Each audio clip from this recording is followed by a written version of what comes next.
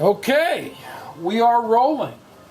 We have the Nutcracker going in the background, and I'm going to show you how to mix your Pizzelle dough using a KitchenAid blender and preheat your iron at the exact same time. So what you need is your blender. All your wet ingredients are inside the bowl already, and they're already combined. You have all of your dry ingredients here that are already combined as well. And then you'll be able to portion dough, and we're going to be a little bit busy here, but we're going to try and get it all done in one shot, which is what I normally do. So you have two timers. Basically, you have one timer that counts up, tells you how long you've been preheating your iron for, and then you have another timer that gives you your lap time, if you would, or your split time for each cookie. I have that currently set for about 28 seconds, and typically that's when the house is a little bit colder. And as you cook the long cookies, the house warms up from more cooking. Typically your cook times are reduced down to about 27 or 26 seconds per cookie. Anyway, I'm also going to show you how to do, after you've preheated your iron, actually how to get into a rhythm to where your iron isn't too hot. So once again, we're going to first get the iron going, the timer's going, then I'm going to mix the dough. And when I'm done mixing the dough, I will remove the mixer from the equation and then start portioning the dough. And then when we're ready, we're going to do the first few Pizzelle as well to show you how to get the iron cooled down enough to where you're in a steady state. You can actually do your cooking. Because your first one you only cook about half, and then the second one 3/4 and whatnot. So we're going to get this going. And my name is Gary. I am also AKA the Pizzelleman or Pizzelleman, whatever you want to call it. And we are good to go. So first, you take your iron and put your iron on your fire. You start your timer and you start your lap timer. Then you start your blender. I started out on 2. And you start adding your dry ingredients to your wet. This is very similar to the Italian well method. In fact, it's identical, except it's not manual. Using the KitchenAid and the dough hook saves you a lot of time and effort. Aunt Helen used to do it by hand. That's the way I learned how to do it, but I had to save time. So basically, I've got 2 timers going. I'm incorporating my dry ingredients. My first timer has gone off, so I flip the Pizzelle iron and reset my timer. So that's counting down again from 28. I'm going to put the rest of my dry ingredients in here. Just going to make sure some of my butter wasn't exactly room temperature, so I need to make sure that gets in there. And typically, dry ingredients are done.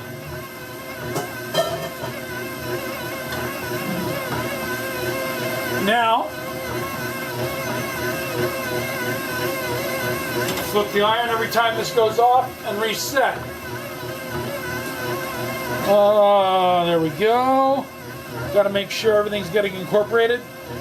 Now I leave the blender on 2 until everything starts to come together and thicken up, and when it bogs down, then I take it to down to 1.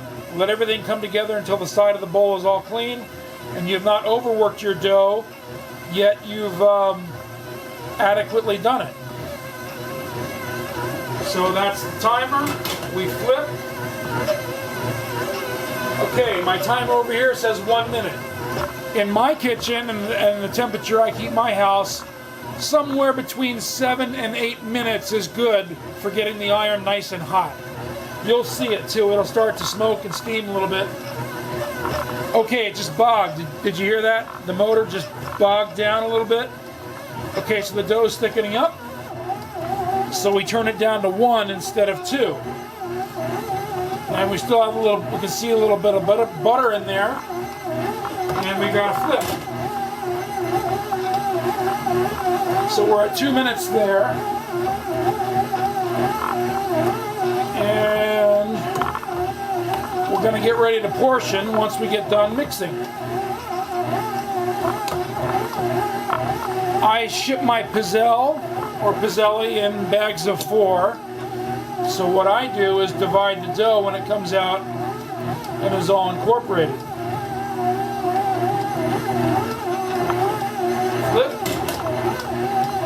reset. We just hit 3 minutes on the other timer, so I've got about another 4 to 5 minutes. And the dough here has come together. We got a little bit of, we still see a little bit of butter that needs to be incorporated, so we'll let it work in a little bit more.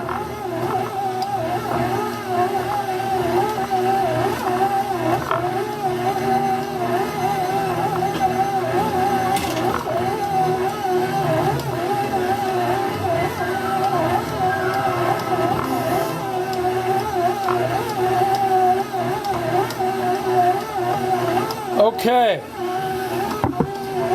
so the sides are nice and clean and the dough is working around, and there's no more blotches of butter that you can see, so you're about done. Okay, and what we'll do here is keep filming. We'll flip. What we're doing is we're getting the iron nice and warm on both sides. Get the dough hook out.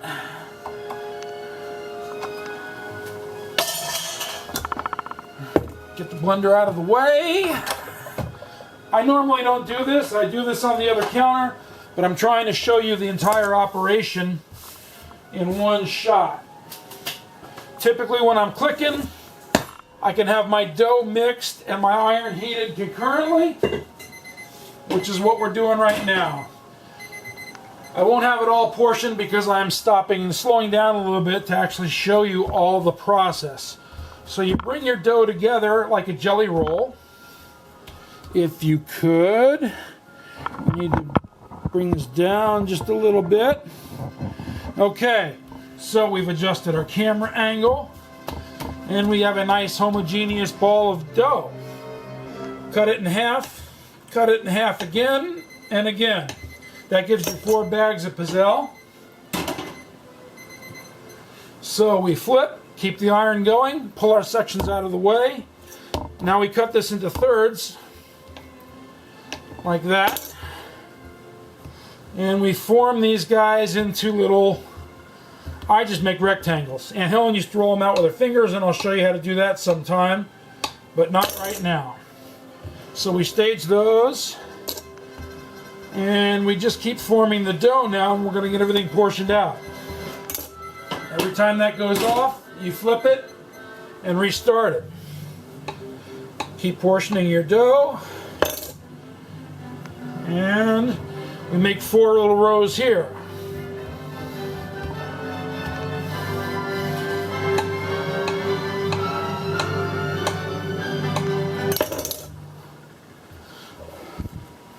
Okay, that's 1 row of cookies.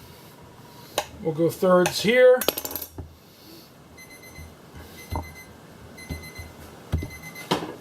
Flip.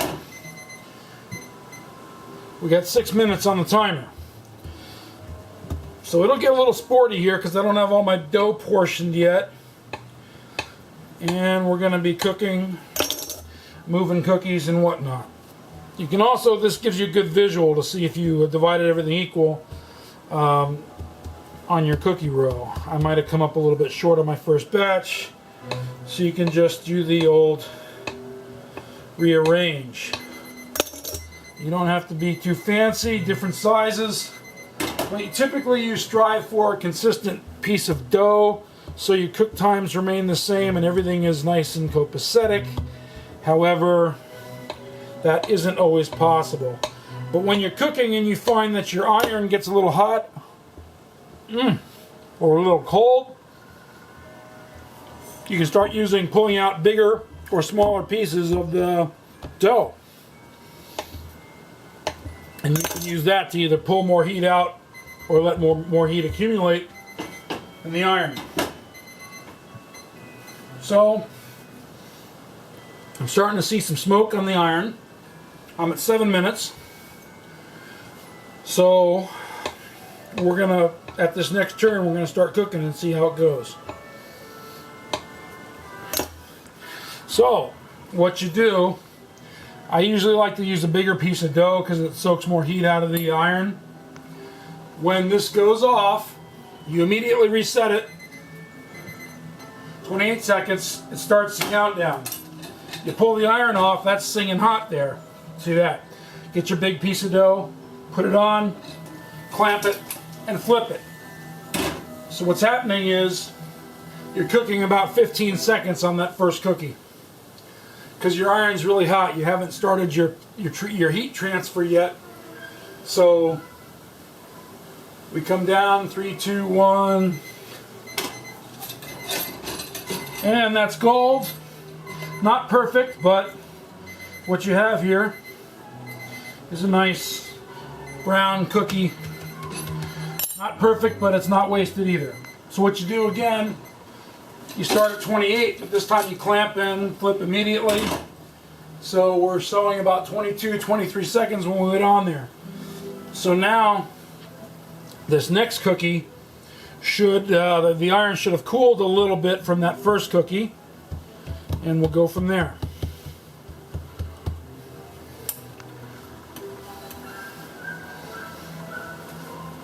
Two, one. Okay, what we have is a nice golden brown cookie here. And if anything, we need a little bit more heat, so we use a smaller piece of dough. We clamp and we flip, and now you've noticed I've done everything, and now I reset the timer. So I'm at 28 seconds and cooking.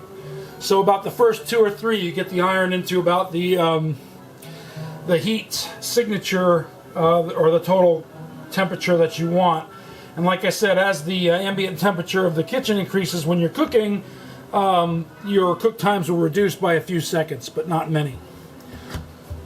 So this one is going to come out 3, 2, 1. We're going to pull it a second or two early, and you noticed this is a nice golden brown cookie. There you go. So now it's pretty much repeat, reset. We're at 10 minutes now in the cook time. So after a few more cookies, you can determine if you're getting too brown or too not enough brown, and you only add or subtract a second or two each time you adjust your time, because you don't want to be what is known in aviation as chasing the needle. So now you can do other things while you're cooking. You can finish portioning your dough.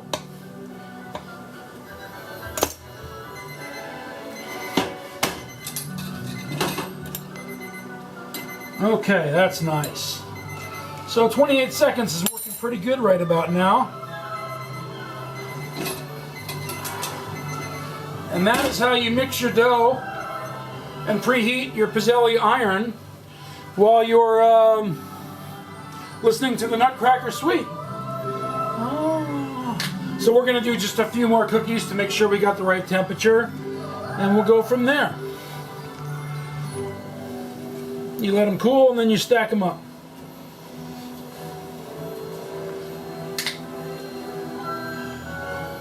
Three, two, one. Pull it. Open. Pull. Oh, that's nice. Nice. Okay.